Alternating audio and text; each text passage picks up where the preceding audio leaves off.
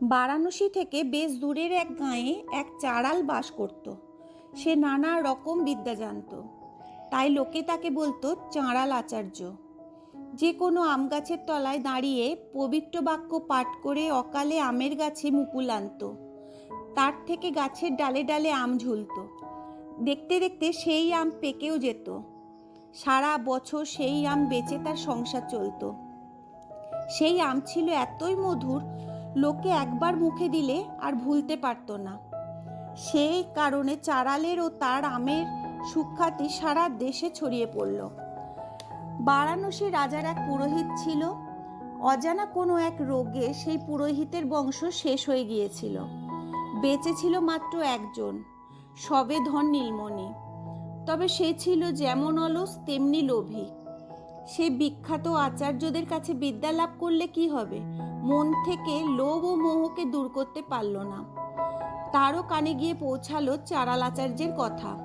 তার ভৌতিক সব বিদ্যার কথা শুনে ছেলেটির ধারণা হলো চাড়াল জাদুবিদ্যা জানে, নইলে আম গাছে অকালে আম ধরবেই বা কি করে, পাকবেই বা কি করে।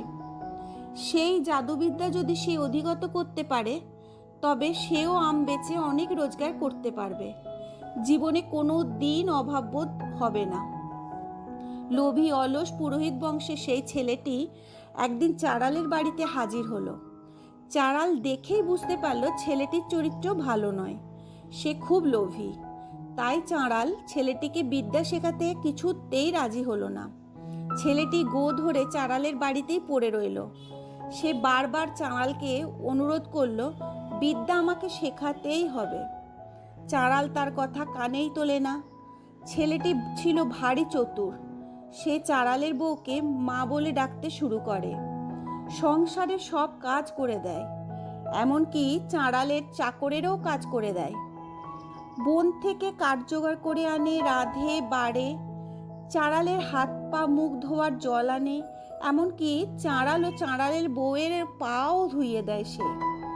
ছেলেটির সেবায় চাড়ালের বউ খুব খুশি, যে ছেলেটিকে নিজের ছেলের মতো ভালোবেসে ফেলে। চাড়ালের বউ একদিন চাড়ালকে ধরে বসলো, বামুনের ছেলেটিকে তোমাকে বিদ্যা দিতেই হবে, ও আমাদের ছেলের মতো। চাড়াল তার বউয়ের জেদাজেদিতে অবশেষে রাজি হলো। বলল, ঠিক আছে, তুমি যখন এত করে বলছো, তখন ছেলেটিকে আমার বিদ্যা শেখাতেই হবে। চাড়াল ছেলেটিকে তার বিদ্যা শিখিয়ে দিল। শেখানোর শেষে বলল, দেখো বাপু, তোমাকে বিদ্যা দিলাম, তুমি যদি কোনোদিন তোমার এই গুরুর নাম গোপন করো, তবে তোমার এই বিদ্যা থাকবে না। কারণ আমি চাড়াল, আর তুমি পুরোহিত বংশের ছেলে। চাড়ালকে গুরু বলে মেনে নিতে তোমার মানে লাগতেও পারে। ছেলেটি লাজে জিভ কাটল, বলল, তা কি হয় গুরুদেব, গুরু গুরুই, কি বামুন কি চাড়াল, সে ভুল আমার জীবনে হবে না। চাড়াল ও চাড়ালের বউকে প্রণাম করে সে যাত্রা করল বারাণসীর পথে। সেই অধিগত বিদ্যার জোরে আমের গাছে অসময়ে মুকুল ধরল। গাছের ডালে ডালে থোকা থোকা আম ঝুলতে লাগলো। দেখতে দেখতে সব আম পেকেও উঠল। দারুণ মধুর সেই আম, খেলে কেউ ভুলতে পারে না। সেই আমের চাহিদা দিনের দিনে বাড়তে লাগলো। ছেলেটি সেই আম বেচে অনেক টাকা রোজগার করলো। সে রীতিমতো ব্যবসা শুরু করে দিল। একসময় বিরাট ধনী হয়ে গেল। একসময় তার আম রাজবাড়িতেও পৌঁছালো। রাজা সেই আম খেয়ে অবাক হয়ে জানতে চাইলেন, কোথা থেকে অসময়ে এই মধুর আম এলো। বাগানের মালি বলল, মহারাজ, এসব আমি বামুনের ছেলের কাছ থেকে কিনেছি।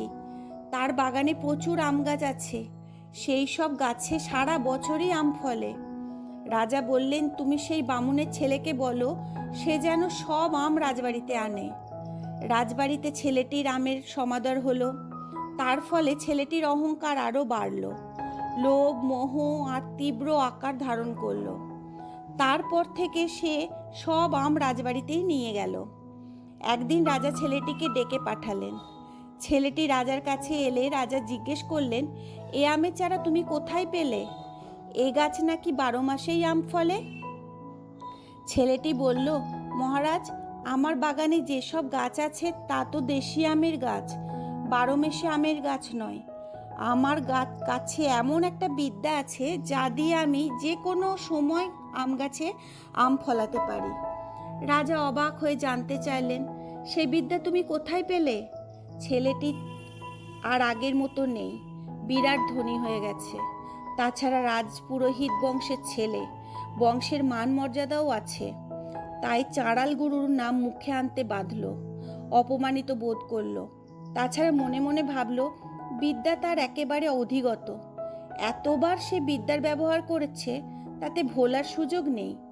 তাই সে বলল, আমি এক বিখ্যাত আচার্যের কাছে এই বিদ্যা অর্জন করেছি। পরের দিনই রাজা ছেলেটির বাগানে গিয়ে হাজির হলেন। বললেন, তুমি আমাকে পাকা আম নিয়ে এসে দাও। ছেলেটি আম গাছের কাছে গিয়ে পূর্বের মতো তার অধিগত বিদ্যার প্রয়োগ করল।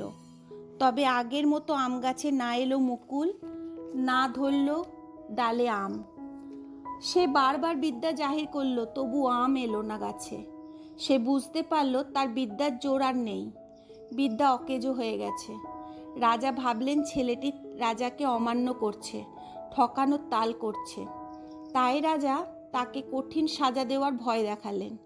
ছেলেটি ভয়ে মনের দুঃখে কাঁদতে কাঁদতে অকপটে সব খুলে বলল, মহারাজ, আমি মহা পাপ করেছি, আমি মিথ্যে বলেছি।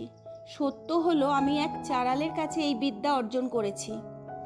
লাজে নিজের বংশের মর্যাদা রাখতে আমি সেই চাড়াল গুরুর কথা বলিনি। আমার দুর্মতির জন্য এই দুর্গতি, আমার সাজা পাওয়াই উচিত। রাজা খুব রাগ করলেন। রাজা ছেলেটিকে ভৎসনা করলেন, বললেন, মূর্খ, গুরুর আবার জাত? হীন জাতি হলেও গুরু পূজ্য। তুমি মহাপাপী, মিথ্যাবাদী, তোমার কঠিন সাজা পাওয়াই উচিত। এই বলে রাজা চলে গেলেন।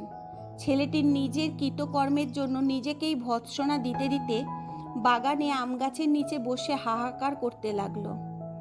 এই গল্পটা থেকে আমরা জানতে পারলাম, যারা সর্বদা সৎপথে থাকে, সত্য কথা বলে, বিদ্যা তাদের পরিত্যাগ করে না। যদি গল্পটি ভালো লেগে থাকে তাহলে চ্যানেলটি লাইক করে সাবস্ক্রাইব করার অনুরোধ রইল।